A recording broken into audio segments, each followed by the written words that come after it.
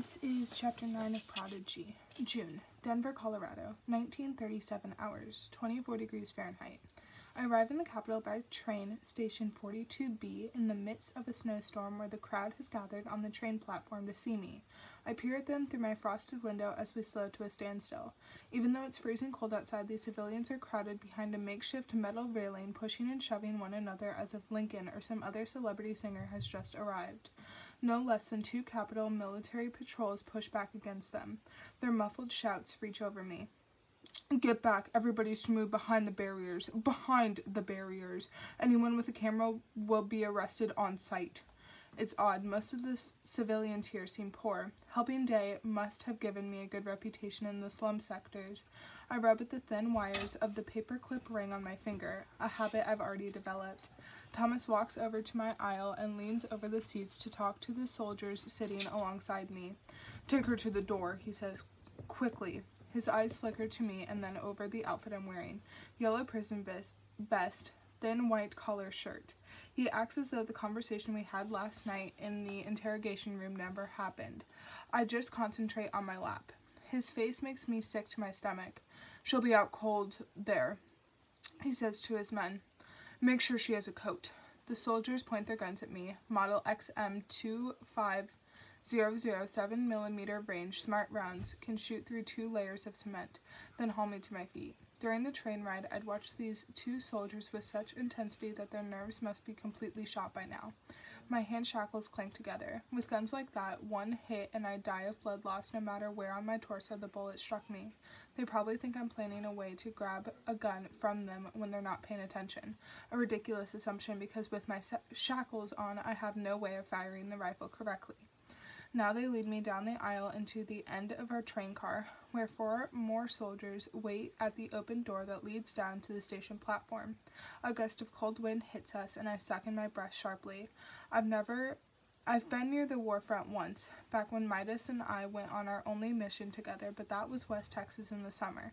I've never set foot in a city buried in snow like this. Thomas heads to the front of our little procession and motions for one of the soldiers to drape a coat over me. I take it gratefully. The crowd, about 90 to 100 people, goes completely silent when they see my bright yellow vest, and as I make my way down the steps, I can feel their attention burning through me like a heat lamp. Most are shivering, thin and pale, with threadbare clothes that can't possibly keep them warm in this weather, wearing shoes riddled with holes. I can't understand it. Despite the cold, they still came out here to see me get off a train, and who knows how long they've been waiting. Suddenly, I feel guilty for accepting the coat. We make it to the end of the platform and nearly into the station's lobby when I hear one of the onlookers shouting. I spin around before the soldiers can stop me. Is Day alive? A boy calls out. He's probably older than I am, barely out of his teens, but so skinny and short that he could pass for my age if one didn't pay attention to his face. I lift my head and smile. Then a guard hits him across the face with the butt of his rifle, and my own soldiers grab my arms and force me back around.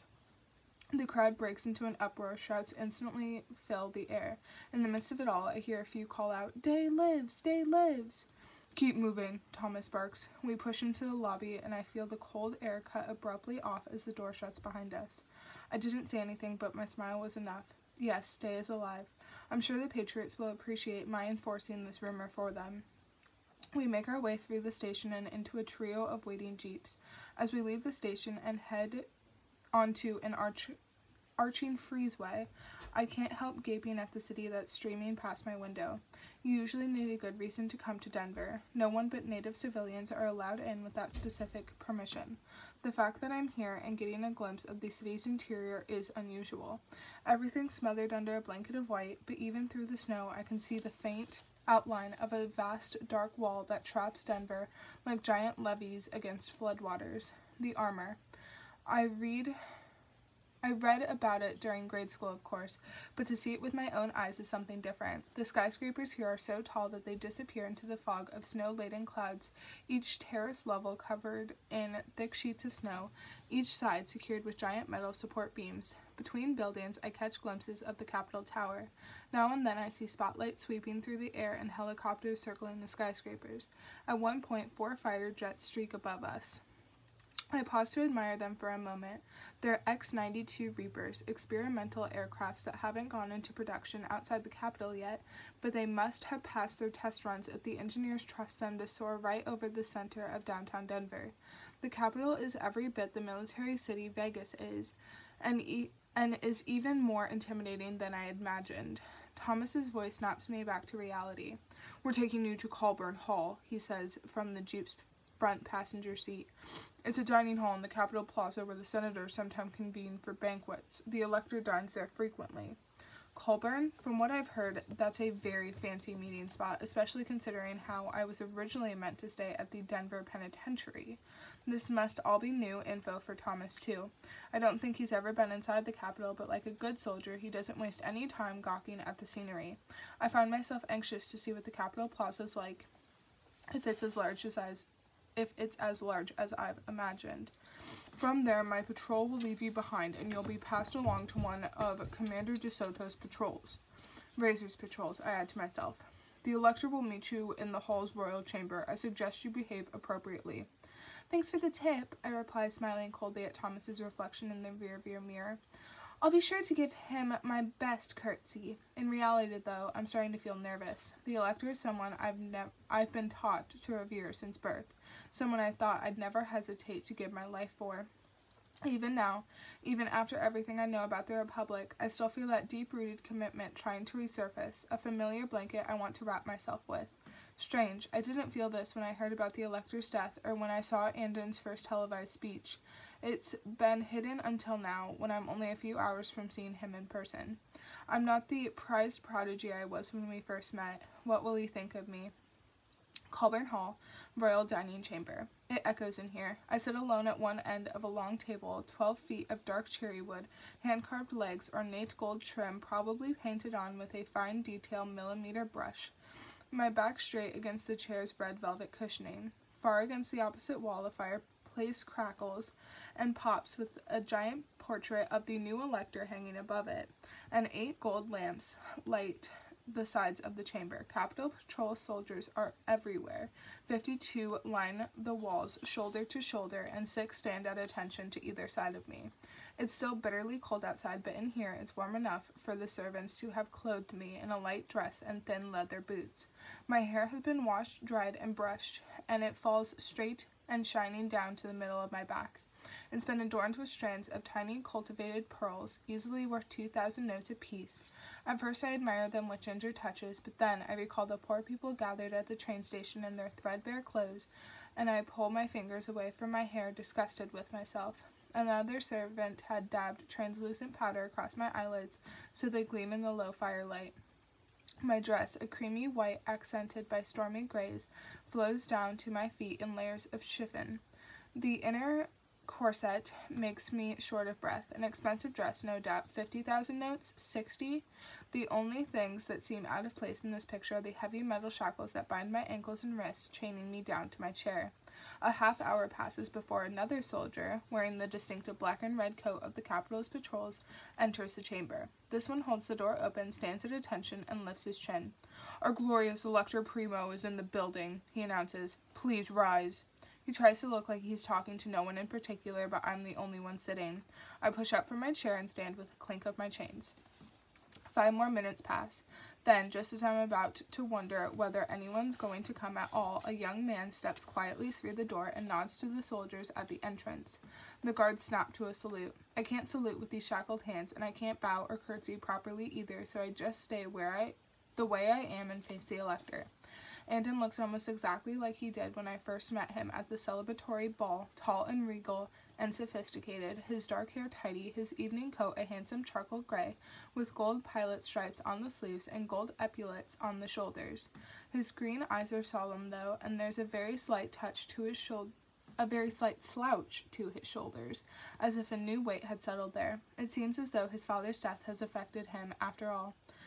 "Sit, please," he says, holding a white-gloved hand, condor-flight gloves, out in my direction. His voice is very soft, but still carries in a large room. "I hope you've been comfortable, Miss Ibris." I do as he says. "I have, thank you." Once Andon has seated himself at the other end of the table and the soldiers have all gone back to their regular stances, he speaks again. I received word that you requested to see me in person. I imagine you don't mind wearing the clothes I've provided." He pauses here for a split second, just enough time for a coy smile to light up his features. "I thought you might not want to spend dinner in a prison uniform." There's something patronizing about his tone that grates on my nerves. How dare he dress me like a doll? An indignant part of me thinks. At the same time, I'm surprised by his air of command, his ownership of his new status.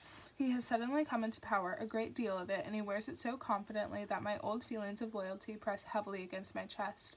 The uncertainty he'd once had is quickly disappearing. This man was born to rule. "Andon seems to have developed an attraction to you," Razor had told me. So I tilt my face down and look up at him through my lashes. "Why are you treating me so well? I thought I was an enemy of the state now." "I would be ashamed to treat our republic's most famous prodigy like a prisoner," he says as he carefully straightens his forks, knives, and champagne glasses into perfect alignment. "You don't find this unpleasant, do you?" "Not at all." I glance around the chamber again, memorizing the positions of the lamps, the wall decor, the location of each soldier, and the weapons they carry. The elaborate elegance of this encounter makes me realize that Andon hasn't arranged the dress and the dinner just to be flirtatious.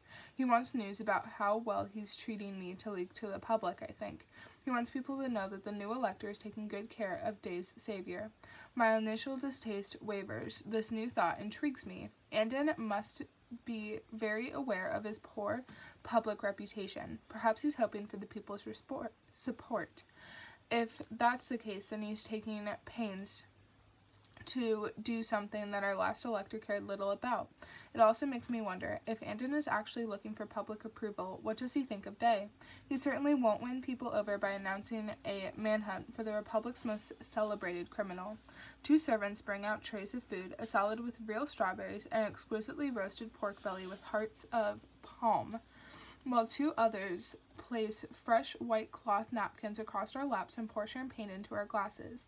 These servants are from the upper class. They walk with the signature precision of the elite, although probably not of the rank that my family had. Then the most curious thing happens. The servant pouring Andon's champagne brings the bottle too close to his glass. It tips over and the liquid spills all over the tablecloth. Then the glass rolls off the table and shatters on the floor. The servant lets out a squeak and drops to her hands and knees. Red curls tumble out of the neat bun tied behind her head. A few strands fall across her face. I notice how dainty and perfect her hands are. Definitely an upper-class girl. "So sorry, Elector," she says over and over. "So sorry. I'll have the cloth changed right away and get you a new glass." I don't know what I expected Andon to do. Scold her? Give her a stern warning? Frown at least? But to my shock, he pushes back his chair, stands up, and holds out his hand to her. The girl seems to have frozen. Her brown eyes go wide, and her lips tremble. In one motion, Andon leans down, takes both her hands in his, and pulls her up. "It's just a glass of champagne," he says lightly. "Don't cut yourself." Andon waves a hand at one of the soldiers near the door. "A broom and tray, please." "Thank you." The soldier nods in a hurry. "Of course, Elector." While the servant rushes away for a new glass and a janitor comes in to sweep the broken one safely away, Andon takes his seat again with all the grace of royalty. He picks up a fork and knife with impeccable etiquette, then cuts a small piece of pork. "So tell me, Agent Ibrus, why did you want to see me in person, and what happened on the evening of Day's execution?" I follow his lead, picking up my own fork and knife and cutting into my meat. The chains on my wrist are exactly long enough for me to eat, as if someone had taken the trouble to measure them out. I push the surprise of the champagne incident out of my mind and start planting the story that Razor made up for me. "I did help Day escape his execution, and the Patriots helped me, but after it was over, they wouldn't let me go. It seemed like I'd finally gotten away from them when your guards arrested me." Andon blinks slowly. I wonder if he believes anything I'm saying. "You've been with the Patriots for the last 2 weeks?" he says after I finish chewing a slice of pork. The food's exquisite, the meat so tender it practically melts in my mouth. "Yes." "I see." Andon's voice tightens with distrust. He dabs his mouth with a cloth napkin, then puts his silverware down and leans back. "So, Day is alive, or he was when you left him. Is he also working with the Patriots?" "When I left, he was. I don't know about now." "Why is he working with them, when he always avoided them in the past?" I shrug a little, trying to feign puzzlement. "He needs help finding his brother, and he's indebted to the Patriots for fixing his leg. He had an infected bullet wound from all this." Andon pauses long enough to take a small sip of champagne. "Why did you help him escape?" I flex my wrist so that the cuffs don't leave imprints against my skin. My shackles clank loudly against each other. Because he didn't kill my brother. Captain Midas Icarus. The sound of my brother's full name sends a wave of anguish through me. Does he know how my brother died? I'm sorry for your loss. Andon bows his head a little, an unexpected sign of respect that makes a lump rise in my throat. I remember reading about your brother when I was younger, you know, he continues. I read about his grades in school, how well he performed on his trial, and especially how good he was with comps. I spear a strawberry, chew it thoughtfully, then swallow. I never knew my brother had such an esteemed fan. I wasn't a fan of him, per se, although he was certainly impressive. Andon picks up his new champagne glass and sips. I was a fan of you. Remember, be obvious, make him think you're flattered and attracted to him. He is handsome for sure, so I try to focus on that. The light from the wall lamps catches the wavy edges of his hair, making it shine. His olive skin has a warm golden glow. His eyes are rich with the color of spring leaves. Gradually, I feel a blush growing up on my cheeks. Good, keep going. He's some mix of Latin blood, but the ever-so-slight slant of his large eyes and the delicateness of his brow reveal a hint of Asian heritage. Like Day. Suddenly, my attention scatters, and all I can see is me and Day kissing in that Vegas bathroom.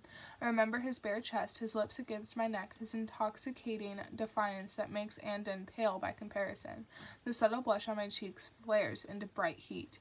The Elector tilts his head to the side and smiles. I take a deep breath and compose myself. Thank goodness I still managed to get the reaction I was aiming for. Have you thought about why the Republic has been so lenient, given your betrayal of the state? Andon says, toying idly with his fork. Anyone else would already have been executed, but not you. He straightens in his chair. The Republic has been watching you since you scored that perfect 1500 on your trial. I've heard about your grades and your performance in Drake's afternoon drills. Several congressmen nominated you for political assignment before you even finished your freshman year at Drake. But they ultimately decided to assign you to the military instead because your personality has officer written all over it. You're a celebrity in the inner circles. Your being convicted of disloyalty would be a tremendous loss to the Republic. Does Andon know the truth of how my parents and Midas were killed? That their disloyalty cost them their lives? Does the Republic value me so much that they're hesitant to execute me despite my recent crime and traitorous family ties? How did you see me around the Drake campus? I say. I don't remember hearing that you visited the university. Andon cuts into a heart of palm on his plate. Oh no, you wouldn't have heard it. I give him a quizzical frown. Were you a student at Drake while I was there? Andon nods. The administration kept my identity a secret. I was 17, a sophomore, when you came to Drake at 12. We all heard a lot about you, obviously, and your antics. He grins at that. His eyes sparkle mischievously. The Elector's son has been walking amongst the rest of us at Drake, and I didn't even know it. My chest swells with pride at the thought of the Republic's leader taking notice of me on campus. Then I shake my head, guilty for liking the attention. Well, I hope not everything you heard was bad.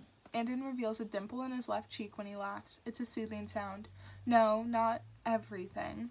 Even I have to smile. My grades were good, but I'm pretty sure my dean's secretary is happy I won't be haunting our office anymore. With Miss Whittaker? Andon shakes his head. For a moment he drops his formal facade, ignoring etiquette by slouching back in his chair and making a circular gesture with his fork. I'd been called in to her office too, which was funny because she had no idea who I was. I'd gotten into trouble for switching out the heavy practice rifles in the gym for foam ones. That was you? I exclaim. I remember that incident well. Freshman year drill class. The foam rifles had looked so real. When the students had bent down in unison to pick up what they thought were heavy guns, they'd all yanked the foam ones up so hard that half the students toppled over backward from the force. The memory gets a laugh out of me. That was brilliant. The drill captain was so mad. Everyone needs to get in trouble at least once in college, right? Andon smirks and drums his fingers against his champagne glass. You always seem to cause the most trouble, though. Didn't you force one of your classes to evacuate? Yes, Republic History 302. I tried to rub my neck in momentary embarrassment, but my shackle stopped me. The senior sitting next to me said I wouldn't be able to hit the fire alarm level with his training gun. I can see you've always made good choices. I was a junior, still kind of immature, I admit, I replied. I disagree. All things considered, I'd say you were well beyond your years. He smiled, and my cheeks turned pink again. You have the poise of someone much older than 15. I was glad to finally meet you at the celebratory ball that night. Am I really sitting here eating dinner and reminiscing about good old academy days with the Elector Primo? Surreal. I'm stunned by how easy it is to talk to him. This discussion of familiar things in a time when so much strangeness surrounds my life, a conversation where I can't accidentally offend anyone with an offhand class-related remark. Then I remember why I'm really here. The food in my mouth turns to ash. This is all for Day. Resentment floods through me, even though I'm wrong for feeling it. Am I? I wonder if I'm really ready to murder someone for his sake. A soldier peeks through the chamber entrance. He salutes Andon, then clears his throat comfortably as he realizes that he must have cut the Elector off in the middle of our conversation. Andon gives him a good-natured smile and waves him in. Sir Senator Bruce Kimmon wants a word with you, the soldier says. Tell the senator I'm busy, Andon replies. I'll contact him after my dinner. I'm afraid he insisted that you speak to him now. It's about the soldier considers me, then hurries over to whisper in Andon's ear. I still catch some of it, though. The stadiums. He wants to give message should end your dinner right away. Andon raises an eyebrow. Is that what he said? Well, I'll decide when my own dinner ends, he says. Deliver that message back to Senator Kemen whenever you see fit. Tell him that the next senator to send me an impertinent message will answer to me directly. The soldier salutes vigorously, his chest puffed out a little at the thought of delivering a message like this to the senator. Yes, sir, right away. What's your name, soldier? Andon asks before he can leave. Lieutenant Philip Garza, sir. Andon smiles. Thank you, Lieutenant Garza, he says. I will remember this favor. The soldier tries to keep a straight face, but I can see pride in his eyes and the smile right below the surface. He bows to Andon. Elector, you honor me. Thank you, sir. Then he steps out. I observed the change with fascination. Razor had been right about one thing. There is definitely tension between the Senate and their new elector, but Andon is no fool. He's been in power for less than a week, and already he's doing exactly what he should be, trying to cement the military's loyalty to him. I wonder what else he's doing to win their trust. The Republic Army had been fiercely faithful to his father. In fact, that loyalty was probably what made the late elector so powerful. Andon knows this, and he's making his move as early as possible. The Senate's complaints are useless against military that backs Andon without question. But they don't back Andon without question, I remind myself. There's Razor and his men. Traitors in the military's ranks are moving into place. So, Andon delicately cuts another slice of pork. You brought me all the way here to tell me that you helped a criminal escape. For a moment, there's no sound except the clinking of Andon's fork against his plate. Razor's instructions echo in my mind, the things I need to say, the order I need to say them in. No, I came here to tell you about an assassination plot against you. Andon puts his fork down and holds two slender fingers up in the direction of the soldiers. Leave us. Elector, sir, one of them starts to say. We're not to leave you alone. Andon pulls a gun from his belt, an elegant black model I've never seen before, and places it on the table next to his plate. It's all right, Captain, he says. I'll be quite safe. Now, please, everyone, leave us. The woman Andon called Captain gestures to her soldiers, and they file silently out of the room. Even the 6 guards standing next to me leave. I am alone in this chamber with the elector himself, separated by 12 feet of cherry wood. Andon leans both of his elbows on the table and tenses his fingers together. You came here to warn me? I did. But I heard you were caught in Vegas. Why didn't you turn yourself in? I was on my way here to the capital. I wanted to get to Denver before turning myself in so I'd have a better chance of talking to you. I definitely wasn't planning to be arrested by a random patrol in Vegas. And how did you get away from the Patriots? Andon gives me a hesitant, skeptical look. Where are they now? Surely they must be pursuing you. I pause, lower my eyes, and clear my throat. I hopped a Vegas-bound train the night I managed to get away.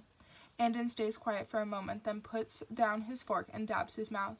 I'm not sure if he believes my escape story or not. And what were their plans for you if you hadn't gotten away? Keep it vague for now.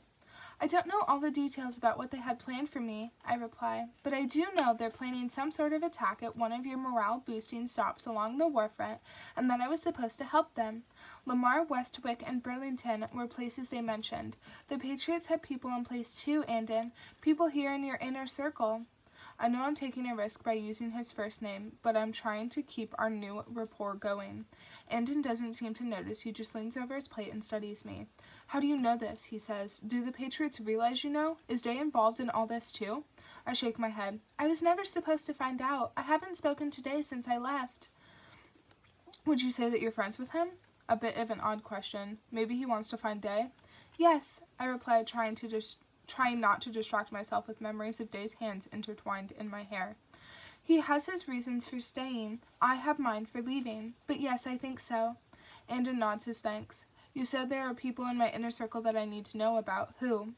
I put my fork down and lean forward across the table. There are two soldiers in your personal guard who are going to make an attempt. Andon blanches. My guards are carefully chosen for me, very carefully. And who chooses them? I cross my arms, my hair falls over one shoulder, and I can see the pearls gleaming from the corner of my eye. It doesn't matter if you believe me or not. Investigate. Either I'm right and you won't be dead, or I'm wrong, and then I'll be dead.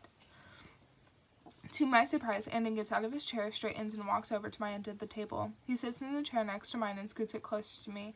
I blink as he studies my face. June. His voice is so soft, barely above a whisper. I want to trust you. And I want you to trust me. He knows I'm hiding something. He can see through my deception and he wants me to know it. Andon leans against the table and tucks his hands into his trouser pockets. When my father died, he begins, saying each word slowly and very quietly as if he were treading dangerous waters. I was completely alone. I sat at his bedside as he passed. Still, I'm grateful for it. I never had that chance with my mother. I know how it feels, June, being the only one left. My throat tightened painfully. Win his trust. That's my role, my sole reason for being here. I'm sorry to hear that, I whisper. And about your mother. Andon inclines his head, accepting my condolences. My mother was the Senate's princeps. My father never once talked about her, but I'm glad they're together now. I heard rumors about the late princeps, how she'd died of some autoimmune disease right after giving birth. Only the elector can name a leader for the Senate, so there hasn't been one in 2 decades, not since Andon's mother died. I try to forget the comfort I'd felt while talking to him about Drake, but it's harder to do than I thought. Think of Day. I remind myself how excited he'd been about the Patriots' plan and about a new republic. I'm glad your parents are at peace, I say. I do understand how it feels to lose loved ones. Andon contemplates my words with 2 fingers pressed to his lips. His jaw looks tight and uncomfortable. He may have taken ownership of his role, but he's still a boy, I realize. His father cut a fearsome figure, but Andon, he's not strong enough to hold this country together by himself. Suddenly I'm reminded of the early nights after Midas's murder, when I wept until the dark hours before dawn, with my brother's lifeless face burned into my thoughts. Does Andon have the same sleepless nights? What must it feel like to lose a father that you aren't allowed to publicly mourn, however evil that father was? Did Andon love him? I wait as he watches me, my dinner long forgotten. After what feels like hours, Andon lowers his hands and sighs. It's no secret that he'd been ill for a long time. When you've been waiting for a loved one to die for years, he winces visibly here, allowing me to see very naked pain. Well, I'm sure it is a different feeling from when that passing comes, unexpectedly. He looks up at me right as he says the last word. I'm not sure whether he's referring to my parents or to Midas, perhaps to both, but the way he says it leaves little doubt in my mind. He's trying to say that he knows what happened to my family, and that he disapproves. I know what your experience with assumptions is. Some people think I poisoned my father so I could take his place. It's almost like he's trying to talk to me in code. You'd once assumed that Day had killed your brother, that your parents' deaths were accidents, but now you know the truth. The people of the Republic assume that I'm their enemy, that I'm the same man my father was, that I don't want this country to change. They think I'm an empty figurehead, a puppet who simply inherited a throne through my father's will. After a brief hesitation, he turns his eyes on me with an intensity that takes my breath away. I'm not, but if I stay alone, if I remain the only one left, then I can't change anything. If I stay alone, I am the same as my father. No wonder he wanted to have this dinner with me. Something groundbreaking is stirring in Andon, and he needs me. He doesn't have the people's He doesn't have the people's support, and he doesn't have the Senate. He needs someone to win over the people for him, and the two people in the Republic with the most power over the people are me and Day. The turn in this conversation confuses me. Andon doesn't seem to be, the man the Patriots described, a figurehead standing in the way of a glorious revolution. If he actually wants to win over the people, if Andon is telling the truth, why would the Patriots want him dead? Maybe I'm missing something. Maybe there's something about Andon that Razor knows and that I don't. Can I trust you? Andon says. His expression has changed into something earnest, with lifted eyebrows and widened eyes. I lift my chin and meet his gaze. Can I trust him? I'm not sure, but for now I whisper the safe answer. Yes. Andon straightens and pushes away from the table. I can't quite tell if he believes me. We'll keep this between us. I'll tell my guards about your warning. I hope we find you're a pair of traitors. Andon smiles at me, then tilts his head and smiles. If we do find them, June, I'd like for us to talk again. We seem to have a lot in common. His words make my cheeks burn. And that's it. Please finish dinner at your leisure. My soldiers will bring you back to your cell quarters when you're ready. I murmur a quiet thanks. Andon turns away and heads out of the chamber as soldiers file back inside, the echoing clatter of their boots breaking the silence that had permeated the space only moments earlier. I turn my head down and pretend to pick at the rest of my food. There's more to Andon than I'd first thought. Only now do I realize that my breath is coming out shorter than usual and that my heart is racing. Can I trust Andon, or do I trust Razor? I steady myself against the edge of the table. Whatever the truth is, I'll have to play this all very carefully. After dinner, instead of being taken to a typical prison cell, I'm delivered to a clean, luxurious apartment, a carpeted chamber with thick double doors, and a large, soft bed. There are no windows. Aside from the bed, there's no furniture in the room at all, nothing for me to pick up and turn into a weapon. The only decoration is the ever-present portrait of Andon, embedded into the plaster on one wall. I locate the security camera immediately. It's right above the double doors, a small, subtle knob in the ceiling. A half-dozen guards stand ready outside. I doze fitfully throughout the night. Soldiers rotate shifts. Early in the morning, a guard taps me awake. So far, so good, she whispers. Remember who the enemy is. Then she steps out of the chamber and a new guard replaces her. I dress silently in a warm velvet nightgown, my senses now on high alert, my hands shaking ever so slightly. The shackles on my wrists clank softly. I couldn't have been sure before, but now I know that the Patriots are watching my every step. Razor's soldiers are slowly getting into position and closing in. I might never see that guard again, but now I study the face of every soldier around me, wondering who is loyal and who is a patriot.